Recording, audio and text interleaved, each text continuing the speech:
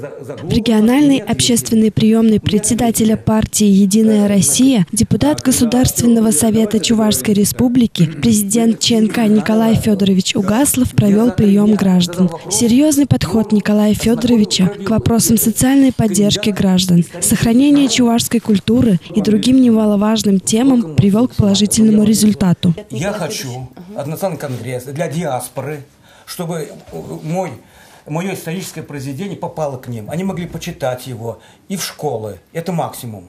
А минимум, чтобы там экземпляров 200-300 выпустить.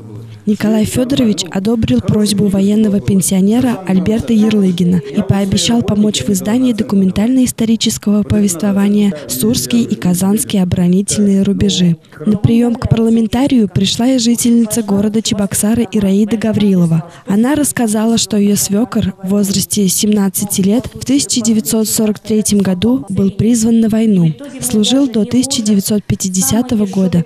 Долгое время работал в милиции. В 2001 году свекра не стало, а ответственные инстанции так и не приравняли военнослужащего к участникам Великой Отечественной войны.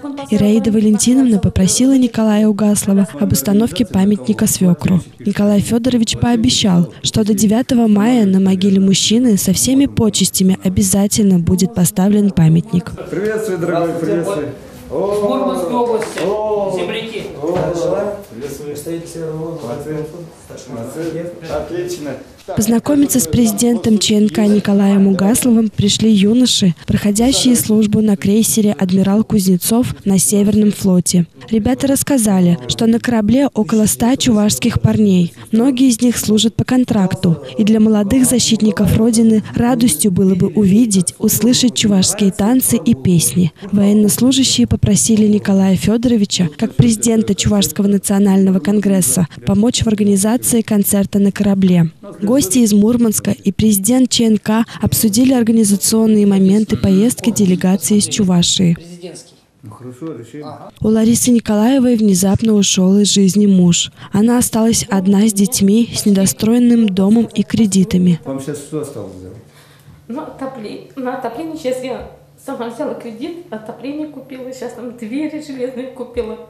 Пропустить надо отопление, пол, двери и потолок, конечно. Николай Угаслов по-отцовски успокоил попавшую в тяжелую ситуацию молодую женщину и обязался оказать помощь в достройке дома и погашении кредита. В ходе приема депутат Государственного совета принял 12 граждан. Также были рассмотрены вопросы о распространении книг чувашских авторов, помощи погорельцам, ремонте бассейна в детской больнице, благоустройстве территории города.